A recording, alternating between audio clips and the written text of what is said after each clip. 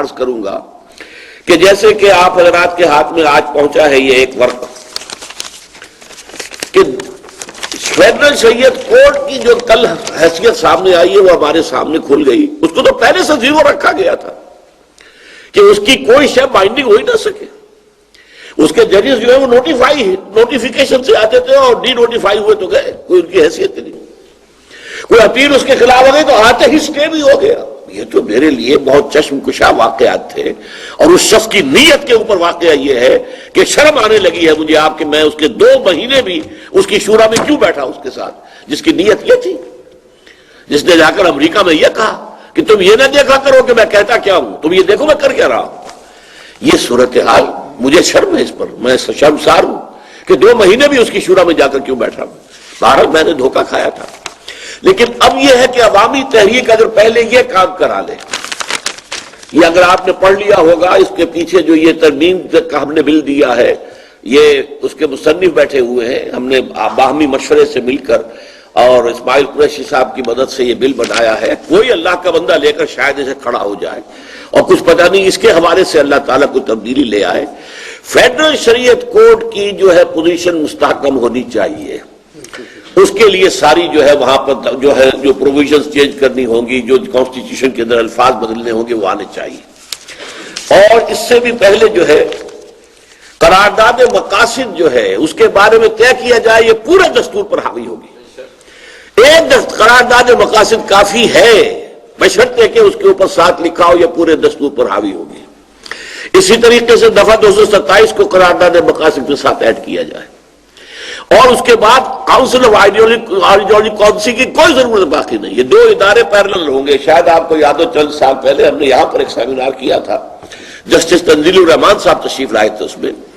تو اس میں جب میں نے یہ بات کہی تھی بعد ان کا, میں حیران ہوں کہ میرا ذہن میں کیوں نہیں گیا کہ اب جب کہ شریعت فیڈرل شریعت کوڈ بن چکی ہے, کاؤنسل آف اسلامک آئیڈیالوجی کا فنکشن کیا ہے, جبکہ اب تک بھی اس کا کوئی کام سامنے نہیں آ سکا. کام آئے ہیں, وہ آ کر جو ہے وہ پرندے جو ہے وہ الماریوں کے اندر جو ہے وہ جمع ہوتے چلے گئے. لیکن یہ کہ اگر فیڈرل شریعت کوڈ کو ایمانداری کے ساتھ اس کے اوپر جو تحدیدات ہیں, دستور تم سے ماورا ہے اور جوڈیشل پروسیجر لاز بھی تمہارے دائرے سے خارج ہے, حتیٰ کہ فیڈرل مسلم پرسنل لا تمہارے دائرے سے خارج ہے, جس کو انگریز نے ٹچ نہیں کیا تھا, جسے ہندوستان کے مقہور مسلمان نے آج تک ٹچ نہیں کرنے دیا حکومت ہند کو, وہ بھی گیا. اور وہ 10 سال کے لیے جو فسکل معاملات تھے وہ تھے. اس 10 سال کے بعد بھی جو کھلا ہے تو جو کچھ حکومت نے کیا ہے, اور وہ مسلم لیگ کے نام لیوا اور فلاں سب کے سب آئے, اور 2 دفعہ میرے پاس آ کر چاروں شرفا میاں شریف اور میاں نواز شریف اور میاں شہباز شریف اور میاں عباس 2 دفعہ آ کر انہوں نے کہا ہے ہم یہ کریں گے. بلکہ مجھ سے جب کہا شہباز شریف نے کہ ڈاکٹر صاحب اس کے لیے مہلت ہمیں کتنی مل جائے گی, میں نے کہا ہمیں 3 سال, میں نے کہا نہیں 1 سال کے اندر ہو سکتا ہے. میاں شریف نے کہا نہیں 6 مہینے کے اندر کرو. تو واقعہ یہ ہے کہ اس کے بعد امید بنی تھی, ہم نے تحریک بھی چلائی اور پھر عوام کی طرف سے بھی مطالبے وہاں پر بھیجے گئے. لیکن یہ ہے کہ وہ نظام اوپر کا جو ہے نہ میاں شریف ہل سکتا ہے اور نہ میاں نواز شریف ہل سکتا ہے, نہ مشرف ہل سکتا ہے. وہ تو جس پھندے میں پھنس چکا ہے اور جس ڈائلیما کے اندر وہ خود اس وقت مبتلا ہے, اس کا آپ کو اندازہ نہیں ہے, اس کی جان جس عذاب کے اندر آئی ہوئی ہے. یہ معاملہ جو ہے بہت, یعنی اس کے معاملات سیاسی باتیں ہو جائے گی, میں نہیں جانا چاہتا. البتہ آج کے بارے میں چند باتیں میں اور آپ سے عرض کر دوں. دیکھیے میرا جو تعلق ہے علامہ اقبال سے وہ سب حضرات کو معلوم ہے.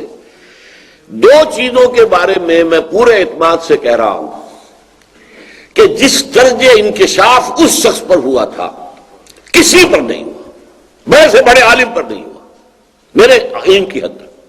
عظمت قرآن کا انکشاف, فاش گویم آتے در دل مزمرست, یہ کتابیں نیست چیزیں دیگر است, کہ کتابیں نہیں ہے تو کچھ اور چیز ہے. مثل حق پنہاؤ ہم پیداستو زندہ و پائندہ و گویاستو, چون بجاں در رفت جہاں دیگر شود, جہاں تو دیگر شد جہاں دیگر شود. کسی عالم کے بھی, میرے مفسرین کو بھی میں نے پڑھ لیا ہے, قرآن کی عظمت کا یہ انکشاف مجھے کہیں نہیں ملا. اس طرح سود کی شناعت کا انکشاف وہ بھی جس درجے اقبال پر تھا یہ بھی میں نے کسی اور کے ہاں نہیں پایا. وہ کل جو ایک شعر پڑھا گیا تھا اس کا پہلا شعر جو ہے وہ میں سمجھتا ہوں کہ چونکہ وہ ذرا تیزی میں پڑھا گیا, آپ شاید سمجھے بھی نہ ہو فارسی میں, ای بنوک، بینک کی جمع بنوک، ای بنوک، ای فکر چالاک یہود، جو یہودیوں کے چالاک فکر کی جو ہے یہ پیداوار ہے، یہ بینکنگ۔ میں بہت خوش ہوں عبدالودود خان صاحب نے قرض کی بات کی ہے۔ ہمارے یہاں اکثر جو ہے اگر تقابل بھی کیا ہمارے مقررین نے بھی، تو قرض یہ سود صدقہ، سود اور صدقہ، یہ سورہ روم کے حوالے سے بھی اور سورہ بقرہ کے حوالے سے بھی یہ ٹھیک ہے، یہ دو چیزیں ایک دوسرے کا کانورس ہیں، ضد ہیں، لیکن اصل شے ایک اور ہے بیچ میں، اور وہ قرض حسن ہے۔ میں تو حیران ہوا، میری سننے میں پہلے نہیں آئی تھی، لیکن اگر یہ واقعہ صحیح ہے سند کے اعتبار سے تو بہت بڑی بات ہے، قرض حسن۔ اور اقبال کہہ رہا ہے کسرت دانر لذت قرض حسن، قرض حسن دینے کے اندر ہے وہ کسی کو معلوم ہی نہیں ہے، حالانکہ سود پر دیتے ہیں سے وہ ام الخبائث، اس کے بطن سے کیا چیز جو ہے اس کی ولادت ہوگی سوائے فتنوں کے۔ از ربا جاں تیرا، وہی بات، انسان کے سینے کے اندر سے نور حق نکال دیا گیا، از ربا جاں تیرا، انسان کا باطن تاریک ہو جاتا ہے، دل چوں خشت و سنگ، اور دل جو ہے یہ اینٹ اور پتھر کے مانند ہو جاتا ہے، اور آدمی جو ہے آدمی درندہ بے دندان و چنگ، بغیر اس کے کہ بھیڑیوں والے پنجے ہوں اور بھیڑیوں والے دانت ہوں انسان درندہ بن جاتا ہے۔ تو واقعہ یہ ہے کہ اقبال کے، اور پھر سب سے بڑی بات جو ہمارے سارے علماء ختم کیے بیٹھے ہیں، سارے کے سارے، زمین کے سود کا ذکر کرنے والا صرف اقبال ہے، یہ زمین کا سود ہے۔ خدا عام ملت را سروری داد کہ تقدیرش بدست خیش بنوشت، بہاں قوم سروکار ندارت کہ دہقانش برائے دیگراں کشت۔ اس قوم کے ساتھ تو اللہ کا کوئی سروکار ہی نہیں ہے کہ جس کا دہقان کسی اور کے لیے ہل چلا رہا ہے، اس کی جو بھی کمائی ہوگی، جو بھی اس کا وہ فصل آئے گی، اس میں سے لائنس شیئر لے جائے گا جاگیردار۔ خدا عام ملت را سروری داد کہ تقدیرش بدست خیش بنوشت، جو حدیث میں آیا ہے کہ بہترین کمائی وہ ہے جو اپنی ہاتھ کی محنت سے کی جائے، کہ تقدیرش بدست خیش بنوشت، بہاں قوم سروکار ندارت کہ دہقانش برائے دیگراں کشت۔ یہ دور ملوکیت میں جو دو سود ہمارے ہاں آ گئے تھے، ایک سود زمین کا اور ایک نقد کا۔ نقد پہ لیتے ہو 100 روپے کی ہے، ایک مہینے کے بعد دو گے 120 روپے کی ہے، اور یہ جائز ہے۔ اسی پر بیس کر کے وہ سارا جو ہے، آپ 10 لاکھ کی کار جو ہے وہ بینک سے لے لیجئے، وہ 13-14 لاکھ قیمت بنا کے آپ کو قسطیں بنا دے گا۔ آپ نے ناک سیدھی نہیں پکڑی، یوں پکڑ لی۔ یہ دو سود آئے ہیں۔ ہاں کوئی چیز جو ہے مارکیٹ کے اندر ہے نہیں عام، کسی نے کوئی پرانی کار اپنی فروخت کرنی ہے، اب وہ کوئی شخص لے رہا ہے اور پیسے کہتا ہے میں 2 مہینے بعد دوں گا، اس پہ جو قیمت بھی آپ سیٹ نہیں کریں گے ٹھیک ہے، لیکن جو شے بازار میں 10,000 روپے کی مل رہی ہے وہ آپ دے رہے ہیں 13,000 روپے کی، تو یہ 3,000 روپے کا ہے کیا ہے؟ کوئی کامن سینس کی بات، یہ حرام ہے، سود ہے۔ اور اس کے لیے میں حدیث آپ کے لیے لایا ہوں کہ حضرت عمر کا جو، اس لیے کہ حضرت عمر کا قول بھی حدیث کے درجے میں ہے، یہ آپ کے علم میں ہونا چاہیے کہ حدیث 2 چیزوں کا مجموعہ، اخبار اور آثار۔ اخبار میں حضور کا کوئی فرمان ہو، حضور کا کوئی عمل ہو، حضور نے کوئی عمل ہوتے دیکھا اور روکا نہیں، اسے تقریر کہتے ہیں۔